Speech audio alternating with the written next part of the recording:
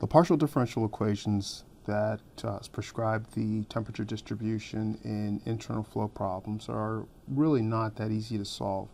We'll find out that there's some limiting cases that allow us to gain insight into the problem and to provide relatively simple solutions.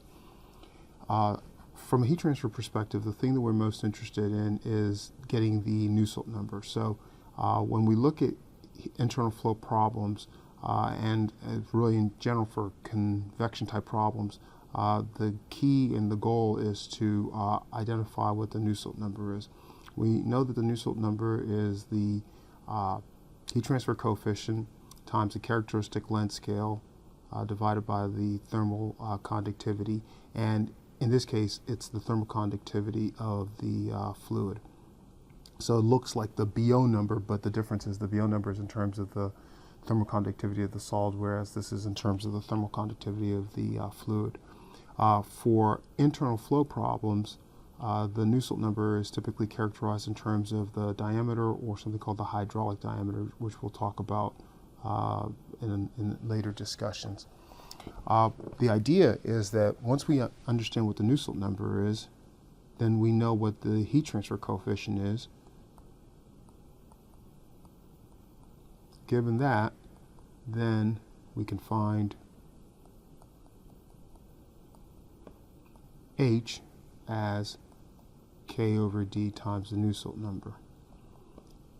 And once we know H, we apply Newton's law of cooling, and Newton's law of cooling is specified as a temperature difference, and in internal flow problems, it's a temperature difference between the mean temperature or the bulk temperature and the wall temperature.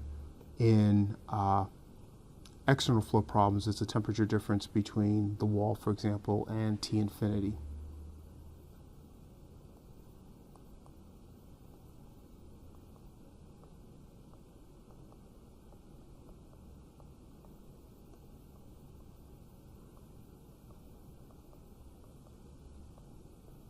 Okay, so we understand what we're attempting to do.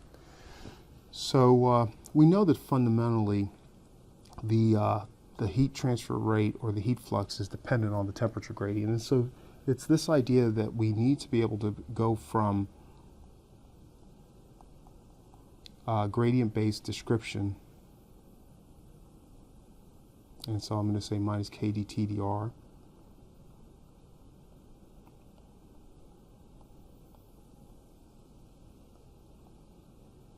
to this Nusselt number, which gives us some information.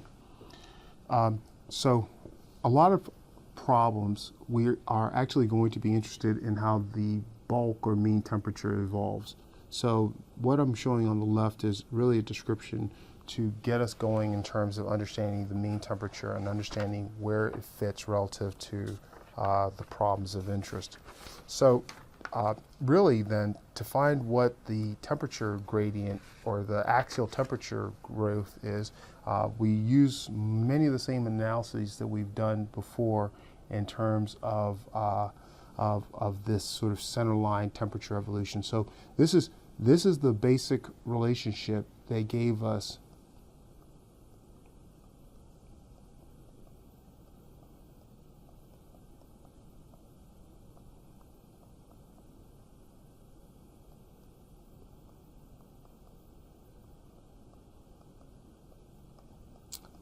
the TXR distribution. And we're just going to change that a little bit. We're going to change that slightly by, rather than integrating it in a shell as we've done before, remember we talked about integrating this in some fluid shell. In this case, what we're going to do is we're going to integrate across the whole channel or across the whole tube, and that allows us to get a bulk temperature profile. So in terms of the bulk temperature profile, unlike the shell, we're integrating over the entire cross-sectional area of the pipe or the tube.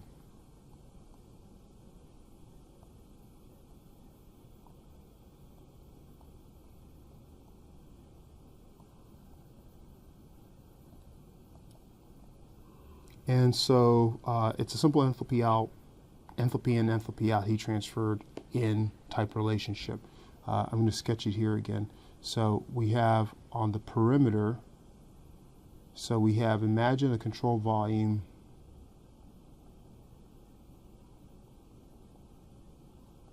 of delta X thickness,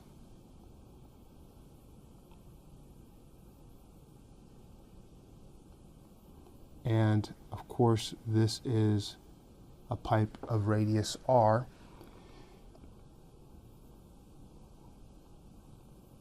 We have our enthalpy in, m dot h at location x. We have m dot h at x plus delta x. Here h is the enthalpy function, with dH equaling Cp dt. And at the top we have a heat flux Qs times an area, and so this area is 2 pi r delta x. So our m dot, of course, is rho times the velocity, which is a function of r, times the cross-sectional area. The dm dot, of course, is dAc, where dAc is 2 pi r dr. So 2 pi r dr is a differential cross-sectional area. So what we have is, again, enthalpy in, enthalpy out, enthalpy in, heat transferred in, heat transfer in. And it's convenient to think about the definition of the bulk temperature. We understand that the bulk temperature, or the mean temperature,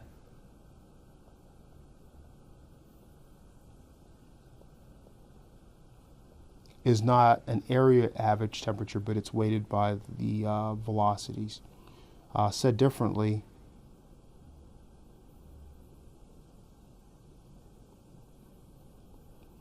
the bulk temperature would have a relationship as shown in what I'm writing right now. So it's the enthalpy flow rate in has to be equal to the integrated enthalpy flow within some cross-sectional area. dAc, differential area, is 2 pi r dr. In the denominator, pi r squared is the cross-sectional area. And so I need you to understand what this bulk temperature is and how to manipulate it. In terms of the integral representation that we had before, the energy equation, this bulk energy equation that we had before, in terms of the bulk temperatures, we can think about it as really just a bulk energy transfer process, a bulk temperature energy transfer process. And in a limiting case, as we go to delta x going to 0 and using the definition of a derivative, we get the overall bulk energy transfer rate problem.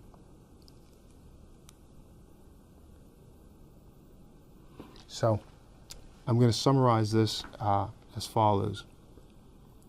What we did is we considered that differential cross-sectional area, differential control volume system with a Qs times 2 pi r delta x.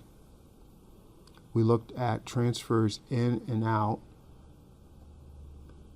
and we used those transfer processes. So in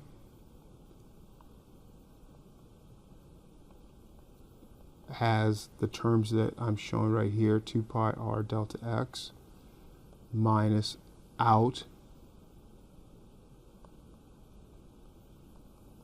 is equal to 0, divide through by delta x,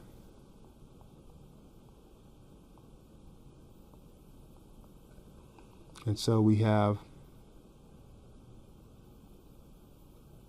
m dot h x minus h x plus delta x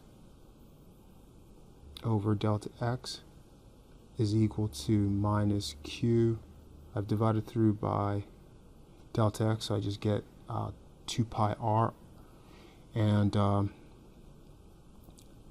limit delta x goes to 0 to get a differential. I get m dot minus m dot dh dx is equal to minus q double prime 2 pi r, and I am going to divide by -1, so it's just m dot, and m dot is just rho u pi r squared. I'm going to use the definition of dH as Cp dt, and again this is equal to q 2 pi r.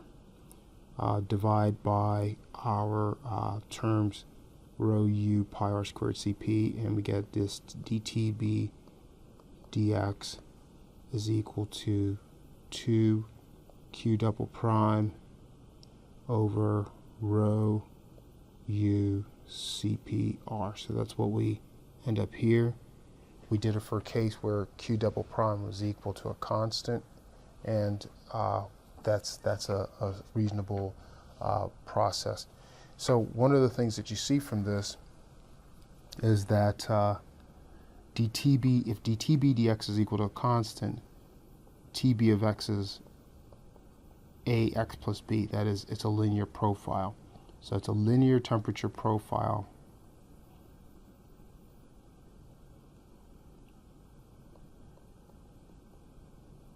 for the constant heat flux